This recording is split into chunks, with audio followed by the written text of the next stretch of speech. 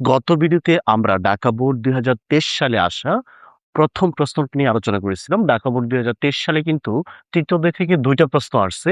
আজকে আমরা দ্বিতীয় প্রশ্নটি নিয়ে আলোচনা করব। দ্বিতীয় প্রশ্নটা ছিল একটা ফাংশন দেওয়া ছিল উদ্দীপকে f equal to a not bc plus a b not c plus a b c not plus a b c অর্থাৎ একটা ফাংশন দেওয়া ছিল যেখানে মৌলিক গেট দিয়ে ফাংশনটা দেওয়া আছে। আমাদের এটা কিন্তু ফুল অ্যাডারের কের যে অংশটা সেটা এখানে লেখা আছে। প্রথম প্রশ্নটা ছিল কাউন্টার কাকে বলে? দ্বিতীয় প্রশ্নটা হলো বাইনারি ও বিসিডি এক নয় ব্যাখ্যা করু এবং তৃতীয় প্রশ্নটা নম্বর প্রশ্নটা ছিল লজিক ফাংশনটির সত্য সারণী অর্থাৎ এই এফ এর এন or বিসি এই অংশে সত্য সারণী তৈরি করতে হবে। আর নম্বরে ছিল প্রদত্ত সমীকরণটির সরলীকৃত মান শুধুমাত্র NAND গেট দ্বারা বাস্তবায়ন করো। অর্থাৎ এখানে সার্বজনীন গেটের কথা উল্লেখ করা হলো। চলো আমরা ক, খ এর উত্তরটা দেখি। আমাদের নম্বর প্রশ্নটা ছিল কাউন্টার কাকে বলে? এখানে আমি সংজ্ঞাটা লিখে রাখছি। কাউন্টার হলো এমন একটি সিকোয়েন্সিয়াল সার্কিট যাতে এতে দেওয়া পালসের সংখ্যা গুনতে পারে। তো এটা একটি সিকোয়েন্সিয়াল সার্কিট যা এতে দেওয়া পালসের সংখ্যা গুনতে পারে। আর নম্বর প্রশ্নটা ছিল বাইনারি ও বিসিডি কোড এক নয় ব্যাখ্যা করতে হবে। তো বাইনারি ও বিসিডি কোড এক নয় এই কথাটা কিন্তু একটি সত্য কথা, অর্থাৎ এই কথাটা হলো সঠিক। বিসিডি এর পুনরূপ হলো বাইনারি কোডেড ডেসিমাল কোড, আর এটি একটি সংখ্যা পদ্ধতি নয়। বিসিডি কোড কিন্তু সংখ্যা পদ্ধতি নয়, কিন্তু বাইনারি হলো সংখ্যা পদ্ধতি। তাহলে এটি আসলে দশমিক পদ্ধতি। এই বিসিডি কোড হলো দশমিক পদ্ধতিরই একটা এক্সটেন্ডেড ভার্সন, অর্থাৎ এটি আসলে দশমিক পদ্ধতি যার প্রতিটি অঙ্ক এর সমতুল্য বাইনারিতে এনকোড করা হয়। আমরা বাইনারিতে যখন দশমিক সংখ্যাকে প্রকাশ করব তখন সেটাকে আমরা বলবো বিসিডি কোড। সাধারণত ৩ বিট ৩ বিট করে সাজানো হয়। ৩ বিট করে প্রতিটা দশমিক মানে ৩ বিট করে মানটাকে আমরা বিসিডি কোড বলি। আচ্ছা, অন্যদিকে বাইনারি কিন্তু একটি সংখ্যা পদ্ধতি যার ভিত্তি রয়েছে 2 এবং যার চিহ্নগুলো বা অঙ্কগুলো হলো 0 এবং 1। কোনো সংখ্যাকে বিসিডি কোডে প্রকাশের জন্য বেশি বিটের প্রয়োজন হয়, কিন্তু ওই সংখ্যাটাকেই যখন বাইনারিতে প্রকাশ করা হয় তখন কম বিট দিয়েই প্রকাশ করা যায়। এই ছিল আমাদের ক এবং খ নাম্বার প্রশ্নের উত্তর, যেখানে কাউন্টারের সংজ্ঞা এবং বাইনারি বিসিডি কোড এক নয় সেটা নিয়ে আলোচনা করলাম। চলো আমরা লজিক ফাংশনটির সত্য সারণী লিখি, অর্থাৎ নাম্বার প্রশ্নের উত্তরটা দেখি। আমাদের নাম্বার প্রথমে আমরা এখানে ফাংশনটা লিখে দেব। ফাংশনটা হলো a not bc a b not c plus a b c not plus a b c। তুমি যদি দেখো এটার ইনপুট হলো abc এবং আউটপুট তো ফাংশন f। তার মানে এখানে ইনপুট কয়টা রয়েছে? এখানে ইনপুট রয়েছে টোটাল 3টা। যদি কখনো ইনপুট 3টা থাকে তাহলে সত্যক সারণী করতে গেলে তোমাকে কি করতে হবে? 10টা দাগ দিতে হবে। তো এখানে এভাবে তুমি 10টা দাগ ব্যবহার করো। তো আমি এখানে টোটাল 10টা দাগ ব্যবহার করব। 2, 3, 4, 5, 6, 7, 8, 9, 10। তো আমি এখানে টোটাল 10টা দাগ ব্যবহার করলাম আমাদের এই সত্যক সারণী এর কাজটা করার জন্য। 10টা দাগ কেন দিলাম? কারণ এইখানে ইনপুট রয়েছে টোটাল 3টা। তো ইনপুট যেহেতু 3টা তার মানে এখানে 10টা দাগ দিতে হবে। 2 to the power n plus 2 দাগের হিসাব আরকি। তো এখানে তুমি প্রথমে ইনপুট গুলো নিবা। আমি দেখলাম একটা করে প্রথমে ইনপুট নেব। একটা করে ইনপুট হলো A, তারপর নেব B, তারপর নেব সি। এটা একটা করে নিলাম। তুমি দেখো এবিসি তো আছেই, আবার কিন্তু এ নোট আছে একটা করে। তাহলে আমি পরবর্তীতে এ নোট নেব। আচ্ছা, চলো আমি প্রথম কাজটা করি। প্রথমে আমাদের এই ইনপুট গুলোর কাজটা করে নেই। 3টা ইনপুট আছে, তাহলে শেষেরটা একটা শূন্য, তারপরে ডাবল, একের ডাবল 2টা হয়, 2 এর ডাবল হয় টোটাল 4টা। যেহেতু 4টা শূন্য দিচ্ছ তাহলে এখানে তোমাকে 4টা 1 ব্যবহার করতে হবে। যেহেতু এখানে 2টা শূন্য এটাই ইনপুট দেওয়ার নিয়ম, আমরা এখানে 2টা 1 দেব, আবার 2টা শূন্য দেব, আবারও 2টা 1 দেব। একটা শূন্য বিদায় একটা 1 হবে, একটা শূন্য হবে, একটা 1 হবে, একটা শূন্য হবে, এভাবে লিখতে হবে। এবার একটা করে নিবা, একটা করে নিলে আমি নিতে পারি এ নট, বি নট এবং সি নট। তো প্রথমে এ নট করবা, এ নট মানে হলো এ না, এর বিপরীত মান। এই যে এ গুলো আছে উপর থেকে নিচে, এগুলো বিপরীত মান, ছিল শূন্য হয়ে যাবে ওয়ান, তো চারটা শূন্য হয়ে গেল চারটা ওয়ান, চারটা ওয়ান হয়ে গেল চারটা শূন্য। বিনোট করবা, তার মানে এটা করবা, এটা দুইটা শূন্য হয়ে যাবে দুইটা ওয়ান, দুইটা ওয়ান হয়ে যাবে দুইটা শূন্য, আবার হয়ে যাবে ওয়ান, আবার হয়ে যাবে শূন্য। সিনট মানে এটা করতে হবে, শূন্য না হয়ে যাবে ওয়ান, শূন্য না হয়ে যাবে ওয়ান, বিপরীত হবে, এই শূন্য না তাই ওয়ান, ওয়ান না শূন্য, শূন্য না নট যেহেতু তাই বিপরীত হবে। এই হলো এ নট বি নট সি। এটা কি করছো তুমি বলো? প্রথমে একটা করে নিছো, এবার তুমি দুইটা করে নিবা, তো দুইটা করে তো নেওয়ার অপশন নেই, কারণ এটা টোটালে একটা পদে রূপান্তরিত হলো। আমি এগুলো সবগুলো একসাথে লিখবো, এ নট বি সি টা একটা দল হবে, আমরা এখান থেকে একটা বের করব। তো চলো এটা আগে করে নিই, মানে প্রথমে এটা কেমন করতেছি। তো এ নোট বিসিতে প্রথমে কি লেখা? এ নোট লেখা, তার মানে এ নোট লিখতে হবে। এবং এটা ইনটু আকারে আছে, যখন কোনো কিছু ইনটু আকারে থাকে তখন তোমাকে কি করতে হয় বলো? যখন ইনটু আকারে থাকে তখন তোমাকে শূন্য লিখতে হবে। তো এ নোটে শূন্য দেখো শেষে চারটা, তাহলে শেষের চারটা তুমি আগেই শূন্য বসাই দাও। এ নোটে শূন্য, খালি এ নোট দেখলাম।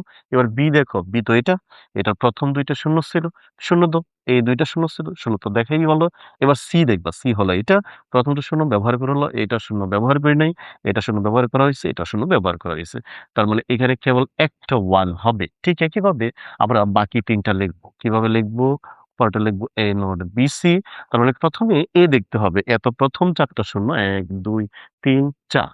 বি নোটের এখানে এই দুইটা শূন্য লেখা হলো এবং শেষের দুইটা শূন্য, সেটাও লিখবো। সি এর ক্ষেত্রে প্রথমটা শূন্য লেখা হয়েছে, এটা শূন্য লিখছি, এটা শূন্য লেখা হয় নাই, আর এটা শূন্য লেখা হলো, তো বাকি যেটা থাকলো সেটা ওয়ান। এবার লিখতে হবে এটা, এটার নাম হলো এ বি সি নট।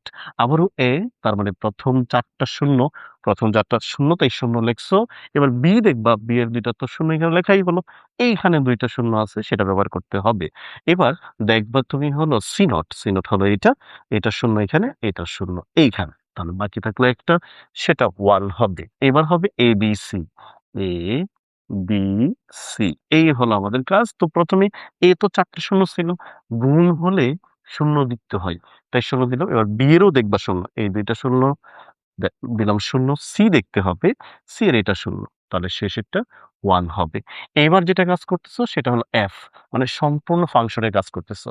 এই ফাংশনে কি দেওয়া বলো? প্লাস দেওয়া, যেহেতু এটাতে প্লাস দেওয়া, তার মানে এই ফাংশনটাকে তোমার ওয়ান দেখতে হবে। কার ওয়ান দেখবো বলো? এই চারটার ওয়ান দেখবা। তবে একটা একটা করে দেখি, এইটার আগে ওয়ান দেখবো, তো এটার তো ওয়ান হলো এখানে, আবার এটার ওয়ান দেখবো, ওয়ানের ওয়ান হলো, আবার এটার ওয়ান দেখবো, এটার ওয়ান এখানে, এবং এটার ওয়ান দেখবো, এটার ওয়ান হলো এইখানে।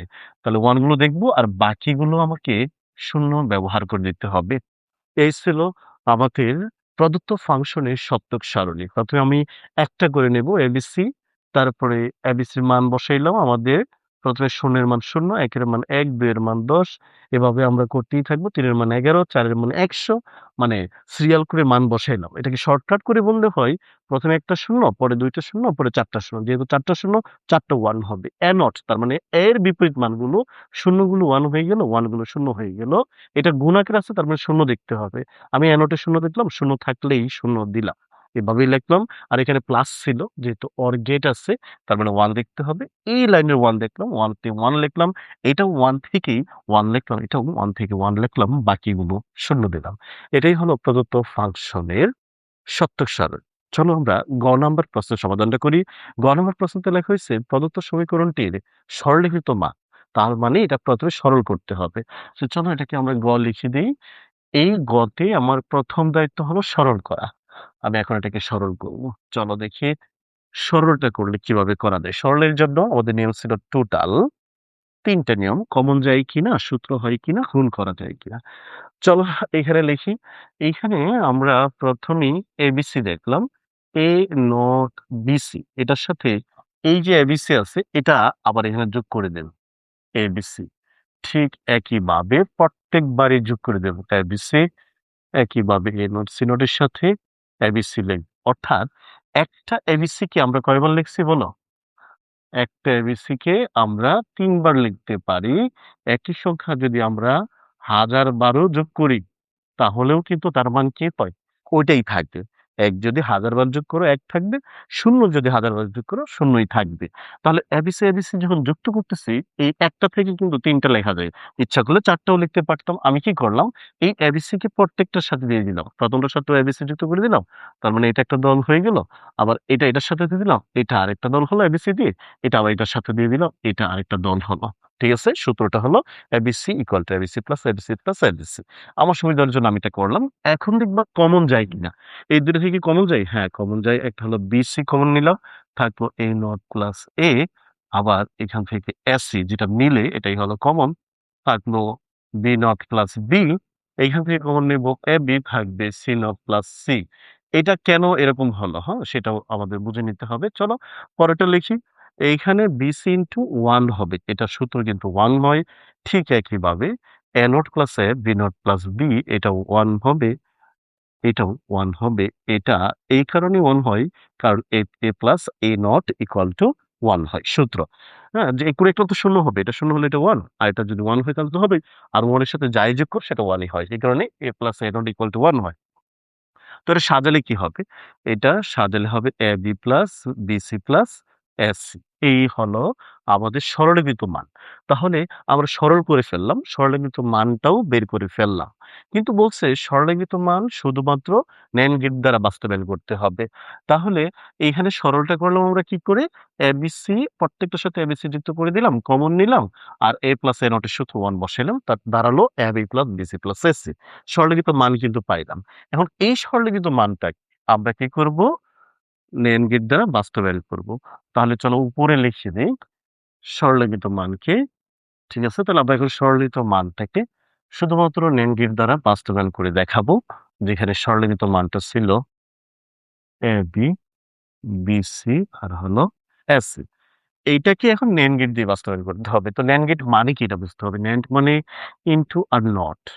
আর এটার চিত্রটা হবে অবশ্যই ডি এর মতো হবে সরাসরি এবং নট থাকবে। এখন তোমাকে এরকমভাবে ১ম এ ফাংশনটা ইনটু নট বানাতে হবে আর চিত্রগুলো NAND গেটের মতো আঁকতে হবে। তো তুমি দেখবা যে আমার ইনটু দরকার। এখানে তো ইনটু আছে A into B, B into C মানে AND গেট আছে, AND গেট আছে। এটা তো ঠিকই আছে। কিন্তু এই প্লাসটা কিন্তু ভুল আছে। তো আমরা এখন কি করব? যেখানে ভুল সেখানে নিজের থেকে ডাবল নোট দিতে হবে। তো এখানে প্লাসে বলছিল তাই আমরা এখানে ডাবল নোট দিলাম। এবার এটাকে ভেঙে ফেলতে হবে। আমাদের ডি মর্গান উপপাদ্য অনুযায়ী যদি আমরা প্লাসকে ভাঙি তাহলে সেটা ইনটু হয়ে যায়। যখন প্লাসকে ভাঙি তখন সেটা ইনটু হয়ে যায়। আর নটটা ভেঙে একটা পড়বে এখানে মানে ১ম নোটটা ভাঙলাম। তাহলে উপরেরটা থাকবে। তাহলে এটা হলো NAND গেট, এটাও NAND গেট, এটাও NAND গেট, এটাও NAND গেট। তাহলে ফাংশনটা বাস্তবায়িত হলো। এইবার আমাকে সার্কিট ডায়াগ্রাম আঁকতে হবে। কি দ্বারা? সার্কিট ডায়াগ্রামটা চলো আঁকি। সার্কিট ডায়াগ্রামটা চলো আঁকি। আমরা কি দ্বারা আঁকবো বলো? NAND গেট দ্বারা আঁকবো। তো দেখে, দেখে আঁকি। ১ম এ A নেব, তারপরে B, তারপরে C। এইখান থেকে এখন আমরা সার্কিট আঁকতে চাই। তো ১ম এ A এবং B নেব। তো এখান থেকে A নেব, তারপরে B নেব, তারা কিন্তু NAND গেট হবে। তাহলে এটা NAND গেট আঁকলাম সরাসরি দিয়ে। এবার নেব ১ম এ B, তারপরে হলো C।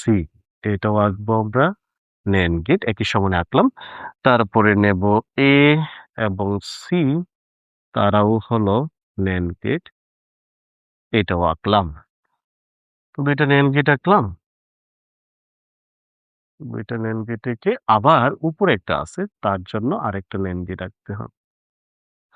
এই হলো শুধুমাত্র আমরা সরলীকৃত মানের শুধুমাত্র NAND গেট দ্বারা বাস্তবায়ন করে ফেললাম ফাংশনটা এবং সার্কিট ডায়াগ্রামটা ২ টাই এঁকে দিলাম। আশা করি শিক্ষার্থী বন্ধুরা তোমরা বুঝতে পারছো এই ধরনের প্রশ্ন আসলে পরীক্ষায় কিভাবে উত্তর করতে হবে। পরবর্তী ভিডিওতে আবারও দেখা হচ্ছে। ততক্ষণ পর্যন্ত আল্লাহ হাফেজ।